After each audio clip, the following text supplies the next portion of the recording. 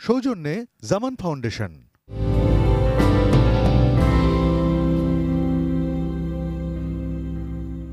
প্রিয় সুধী, আসসালামু আলাইকুম।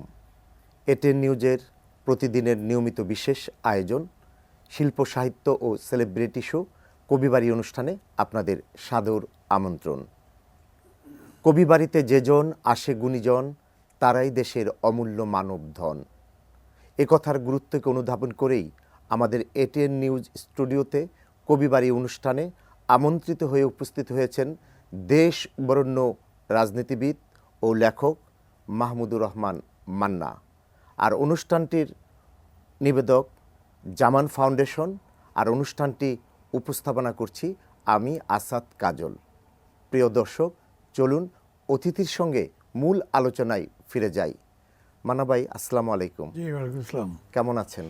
এমনি ভালো আছি। মান্না ভাই, আপনি একজন রাজনীতিবিদ, লেখক, কলামিস্ট, তথাপি একজন কবি।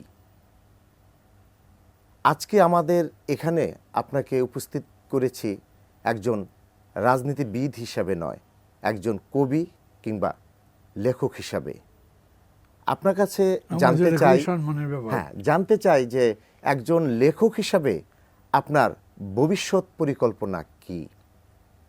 এরকম প্রশ্ন জানেন, জবাব দেওয়া খুব মুশকিল, কারণ আমি যতগুলো কাজ করি এগুলোর সাথে খুব ব্যালেন্স করে করতে পারি না।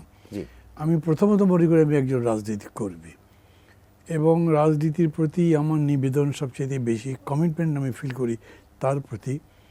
আমি যে লেখালেখি করি সেগুলো রাজনীতি বর্জিত কোনোটাই করি না। এমনকি কবিতা, এটা আমি অনেক পরে লিখতে শুরু করেছি।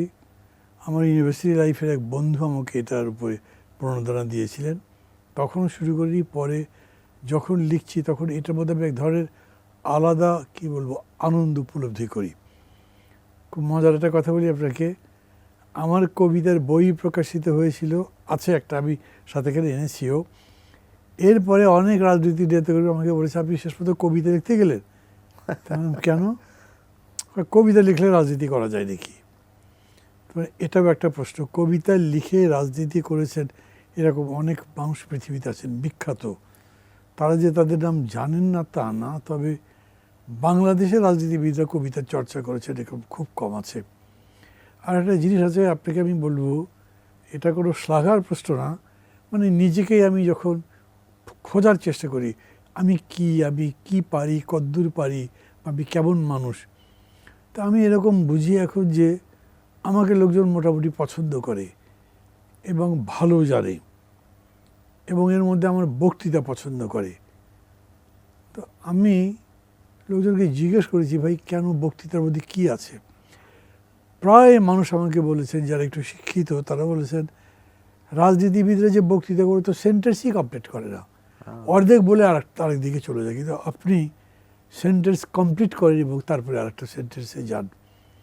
এরপরে আমি আমার বক্তৃতার ক্যাসেট নিয়ে কিছুদিন এটা করেছি, দেখেছি হ্যাঁ প্রায় কথাগুলো ঠিক, সব ঠিক না তবে অনেকগুলো ঠিক।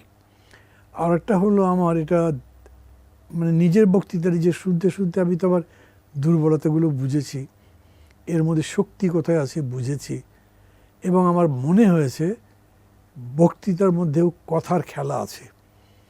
এবং সেই কথা জাদু শিল্পের মতো। হ্যাঁ, ধরেন কথা আপনি যে কীরকম করে সাজাচ্ছেন, কোনটার পেছনে কোনটা।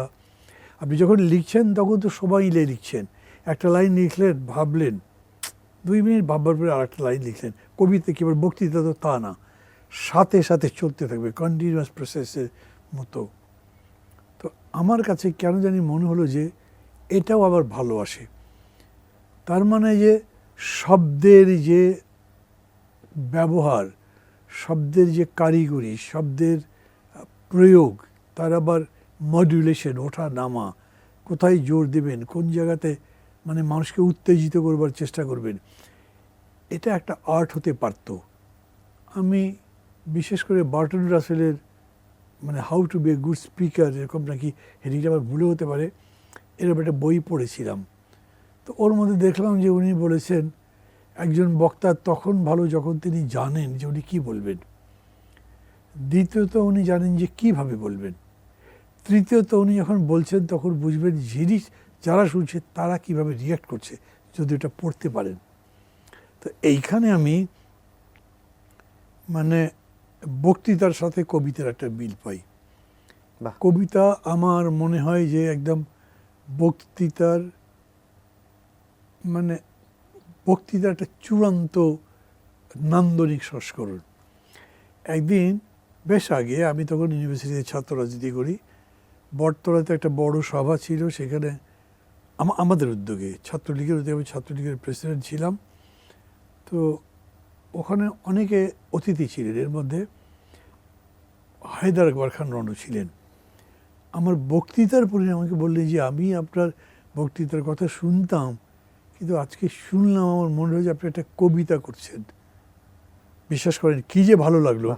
মানে আজকে আমি জানি না আমার এই ইন্টারভিউশন অনেক হয়তো মনে করবে যে লোকটার খুব দেবাক টেবাক হয়ে গেছে, এরকম না। আমি রিয়েলি খুবই প্লিজড হয়েছিলাম। এবং মানে এরপর থেকে আমি অনেকগুলো চেষ্টা করি, যেমন ধরেন বক্তৃতার মধ্যে যেমন আমি সবসময় মনে করি যে ডিফিকাল্ট সাবজেক্টগুলোকে ইজি করে আনি কীভাবে। কবিতার মধ্যে এই যে শব্দের খেলা করবার সুযোগ আছে, আমি অতখানি যোগ্য লোক নই, কিন্তু আমার এটা ভালো লাগে করতে। আমি শিখতে চাই, মানে একই কথাই ধরেন কতভাবে যে বলা যায়, এলিগরি যে কত রকম হতে পারে, রূপক কত রকম, উদাহরণ কত রকম হতে পারে। আবার এই কবিতা আবৃত্তির সময় যেমন ছন্দ, শিল্পকলা যেটা আর কি, হ্যাঁ, কবিতা আর আবৃত্তি আমি তো অসাধারণ পছন্দ করি যদি তিনি আবৃত্তি করতে জানেন।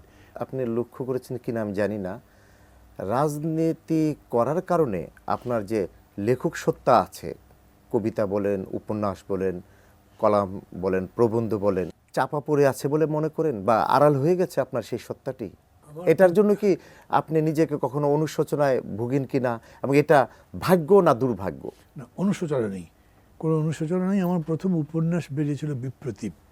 এইটা আমি লিখেছিলাম আমি যখন প্রথম জেলে ছিলাম, ধরেন সেটা শেখ মুজিব আমলে, এবং না সরি জিয়া রহমানের আমলে, একদম শেষের দিকে।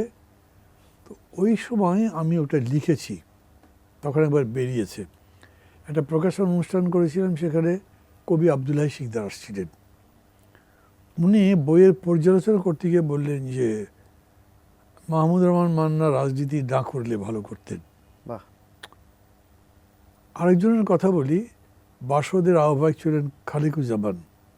এখন আর উনি আহ্বায়ক নাই, কিন্তু উপদেষ্টা পরিষদের উপদেষ্টা বোধহয় এরকম কিছু আছেন। উনি আমাকে বলেছিলেন, উনি তো আপাদমস্তক রাজনীতি করেন, বাম রাজনীতিতে আছেন, আমরা একসাথে রাজনীতি করতাম। উনি আমাকে একদিন বলেছিলেন, আমার উপন্যাস পড়ে যে আপনি লেখার দিকে নজর দেন বেশি। তো আমি মানে এইখানে আমি একটু ডিফারেন্ট, যে আমি লিখতে চাই এটা ঠিক, কিন্তু আবার বক্তৃতা করতে আরও বেশি ভালোবাসি। I am not sure. মানে ধরেন আমি ক্লাস 5-এ থাকতে ডিবেটে পার্টিসিপেট করেছিলাম বগুড়া জেলা স্কুলে। প্রাইজ ছিল না, কিন্তু সবাই খুব ভালো বলেছে। আমি 64 সালে আসছি আরবিটালা গভর্নমেন্ট স্কুলে, তখন ক্লাস 9-এ পড়ি। আরবিটালা স্কুলে একটা বিতর্ক প্রতিযোগিতা হয়েছিল, সেখানে যোগ দিয়েছি, আমি ফার্স্ট হয়েছি। তো মানে ওই থেকে আমার বলতেও খুব ভালো লাগে। মানে দুটোর মধ্যে কোনটা বেশি ভালো, তো বলতে তো সোজা, মনে হলো বলে দিলাম। আর কবিতা যদি আপনি লেখেন, লেখার সময় আপনি একটা ওয়ার্ড 2বার 3বার বদলাবেন, কিন্তু বলবার সময় তো বদলাবার সুযোগ নাই, লাইভ তো সেটা। তো এই জন্য হয় কি, ধরেন বলাটা ইজি আমার কাছে লাগে, লেখাটা একটু কঠিন। এই জন্য হয়তো বলার প্রতি আমার আকর্ষণ বেশি, রাজনীতি করছি। তরুণ রাজনীতিবিদদের ভিড়ে আপনি old is gold Mahmudur Rahman Manna কেমন আছেন? না, আমি ওল্ড না তো, ওল্ড ইজ গোল্ড বলেছি। না, আই এম গোল্ড মেবি। মানে খুব ভালো লাগলো সেই তরুণদের ভিড়ে আর কি, তরুণদের ভিড়ে ওল্ড। ভালো লাগলো সেই জন্য বললাম। হয়তো আমি আপনাকে বলি, মানে তারুণ্যের জয়গান সারা পৃথিবী সব সময় করে, আমিও করি। কিন্তু এও ঠিক যে কোনো কোনো সময় একটা জেনারেশনের চাইতে আগের জেনারেশন বেটার থাকে।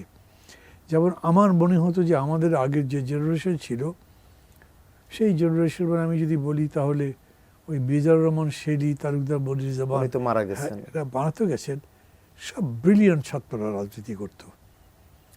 বা ধরেন আমাদের পরের ব্যাচে যদি হয়, কবি মোহন নারায়ণ, সলিউল্লাহ খান, অমিতাভ সোহেল, তারপরে কামাল যিনি সেক্রেটারি ছিলেন, কবিতা লিখতেন, মানে এক ঝাঁক, আলী রিয়াজ, এক ব্যাচের অনেকগুলো স্টার ছিল।